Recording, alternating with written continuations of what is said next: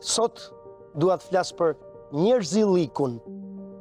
A ju ka rastisur t'hipni në ascensor dhe komshiu, i cili jeton në të njëjtin pallat me ju ka 5 vite, që nuk ju thot kur mirëmëngjes në ascensor. Dhe histori si kjo shohim çdo ditë. Njerëz që mirë se nuk të përshëndesin, po të shohin edhe shtrëmbër. Gruaja e ka ditë sipër që derdh mbeturinat mbi rrobat e tua. Gjithë autobusi shohin një hajdut xhepash që po të bën xhep. E askush nuk flet, madje i thot shokut që kanë gjithë, shive, ja krufi. Këto janë shenja që njerëzilliku po jep shpirt. Jen radh dhe dikush vjen nga pas ai bërtet shitëses, ma poj paket cigare, sikur ti të mos ekzistosh. Ecën trotuar, dikush përplas me bryl, jo nga ligësia, por sepse nuk të sheh fare, sepse sot ne nuk shohim më njëri tjetrin, nuk duam ta shohim. Nuk kemi problem me syt, por me mendjen. Nëse nuk kemi interes tek dikush, e shumëzoj me zero. I themi gjithë ditën, o zemra, o vllaj, o zemra vllajt. Por po pati nevojë për ne zhdukemi.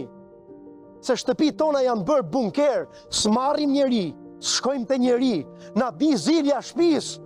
Kush o ky putëll që na erdh në shtëpi sot më vlla?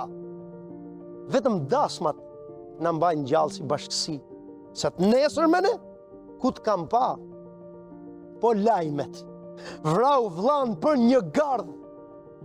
Kur u bëm ne kaq tegër? Dhe kur u bë gardhi kaq i rëndësishëm?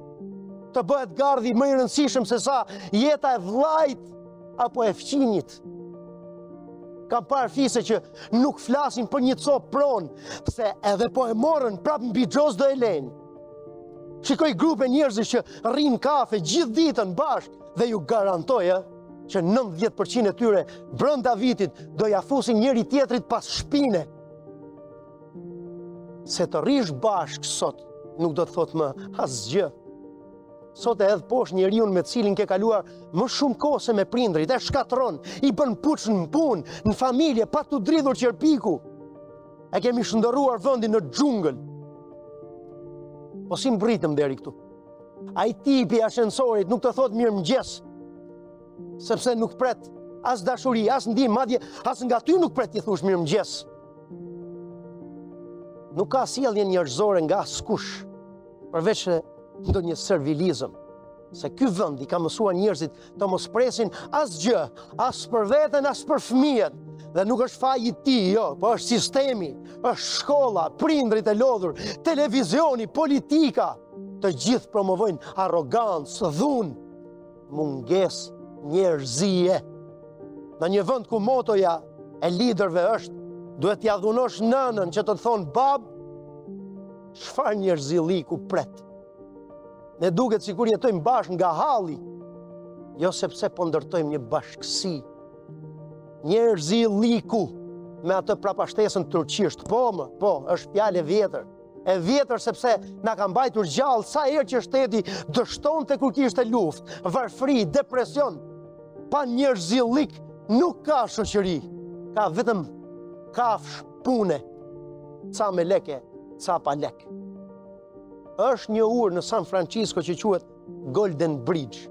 Është e famshme, sepse aty bëhen shumë vetvrasje nga dëshpërimi.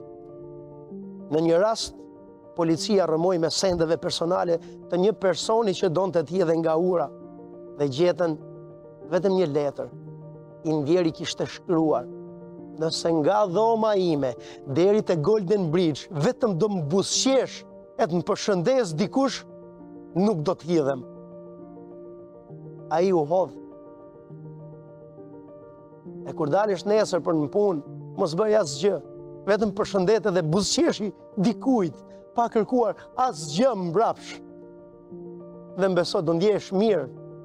Nëse nuk e ke provuar më parë këtë emocion, ta them unë, është ndjesia që t'jep njerëzilliku.